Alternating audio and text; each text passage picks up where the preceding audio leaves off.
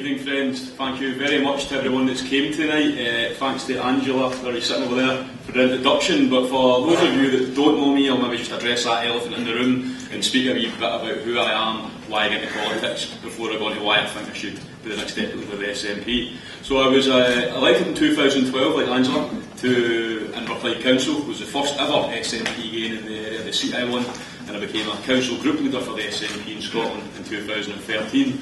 And you won't be surprised then that that is the main argument of my case, is my belief in the need for a stronger local government voice in Scotland.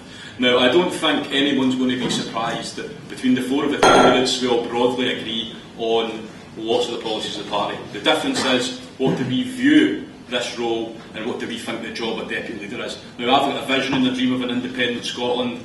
My politics are of the left, so I dream of a country with no food banks, that doesn't spend £200 billion in Trident, that doesn't invade Iraq in illegal wars. But you'll probably find that those politics and those views are broadly shared across all of us. And I don't think this contest is about dragging Scotland left or dragging the SNP right. It's about driving the SNP forward and progressing the aims of independence and moving together forward to achieve that goal. But I think that the big challenge comes next year, the 2017 elections. In 2011, the SNP get over 900,000 votes in the Scottish Parliament election. In 2012, people thought that we would claim councils across Scotland. Our vote in 2012 went from 900,000 to 400,000 first preference votes. But of course then, the referendum changed everything. And we have seen victories in 2015 and 2016, and indeed across Scotland in the European election. So after the referendum, the next step in the march to independence was winning the largest share of votes in the general election in Scotland. We did that. And after that, it was returning an SNP government to Parliament in May of this year, and we did that. And the next step after that was winning the case for Europe in every single local authority area in Scotland, and we did that too.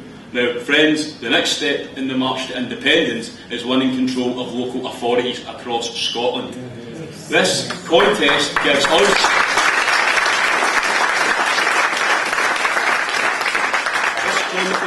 us a golden opportunity to use our votes and use this election to make a strong message to the people of Scotland that has never been made before. That local government matters, we're the party of local government, and we're going to elect a local government representative as the next deputy leader of this party. For me, local government is where my heart is, whether it's making the decisions on your children's schools, the potholes that we all hate, health care, social care. Some people have challenged my experience, but there are 33 governments in Scotland. One of those governments is in Edinburgh, and 32 of those governments are across Scotland in every single community. And I have that experience in government, not experience in opposition in a parliament. And it's that experience in local communities that I want to use to be the next deputy leader of this party, so that people in this country are under no illusion that we mean business when we want to take control of councils across Scotland.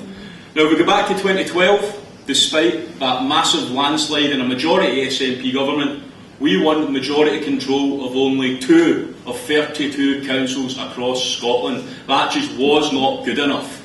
It's time to change how we do politics in local government. Gone are the days of the Labour dinosaurs in Inverclyde and South Lanarkshire, North Lanarkshire, Fife, Aberdeen City Council. It's time to clear those people out. We tried it in 2012 and we failed because we never put that emphasis local government needs so badly. This election allows us to elect that deputy leader who will campaign and champion local government. To me, it makes strategic sense.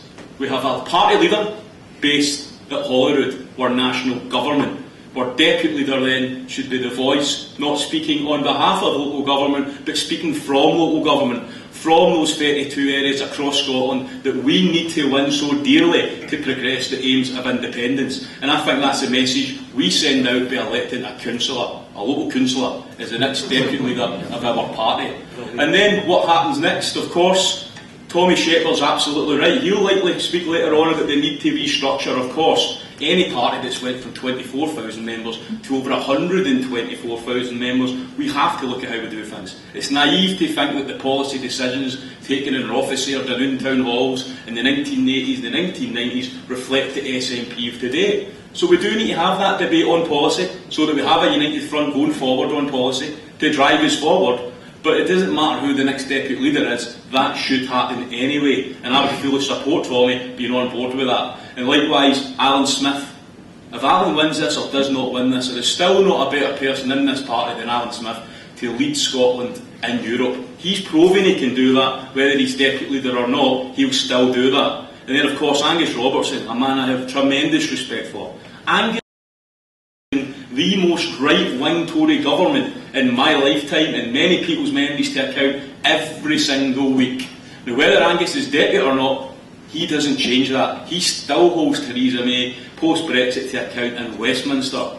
But I bring a unique perspective, I think, that we have a new strategic leadership in Scotland. The future of Scottish politics is in Scotland. I don't see why we should stretch for leadership between Edinburgh and London or Edinburgh and Brussels when we can have a leadership based here in Scotland. A leader running the country and a deputy leader who gets out and hears the voices of party members at branch meetings every single night of the week. And that's my commitment to you. I will attend a branch meeting every single week to be your voice at the heart of the party.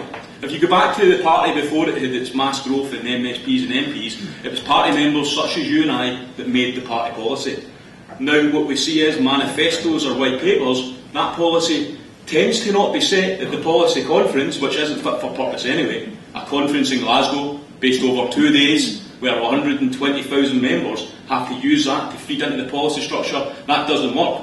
But what's been happening over the years is that parliamentarians, based in Edinburgh, likely, have been making those decisions, whether it's on, did we have a 45 pence tax rate for high earners in 2016, or was it a 50% tax rate in 2015? We as members didn't influence that decision. That's why I think you have to elect a representative of the membership to be your voice at the heart of our party, so that going forward we make it clear to every single member in this party that their voice counts, but more importantly, we don't get another referendum unless we win elections. And that's the big hurdle next year. Winning the 2017 election, ridding Labour from its heartlands and local councils, the Labour dinosaurs, the pale, male, stale, old, retired men most of the time, who are clinging on to the lifeblood of local communities. It's time for them to go. It's time to elect a councillor as your next deputy leader. Thank you. Yeah.